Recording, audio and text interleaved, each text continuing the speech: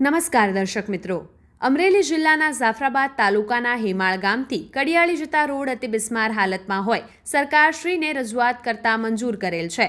ધારાસભ્ય શ્રી હીરાભાઈ સોલંકીએ આ રોડનું ખાતમુહૂર્ત કર્યું હતું. આ રોડ રીસર્ફેસિંગ માટે સરકારશ્રીએ 4 કરોડ 20 લાખ ફાળવ્યા છે અને સુરતની એજન્સી એમ્પાયર દ્વારા રોડનું કામ થવાનું છે.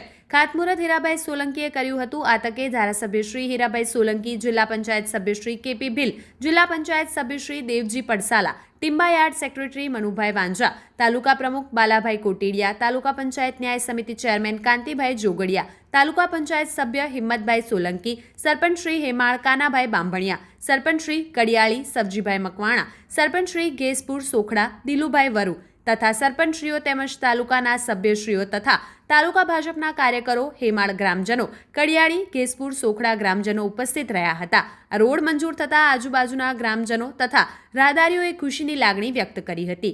આવા જ અવનવા સમાચારો માટે જોતા રહો અર્થ પડકાર ન્યૂઝ. સંવાદદાતા ઇમરાન શેખ, જાફરાબાદ. જોતા રહો અર્થ પડકાર ન્યૂઝ અને અમારી ચેનલને લાઇક, શેર અને સબસ્ક્રાઇબ કરવાનું ભૂલશો નહીં.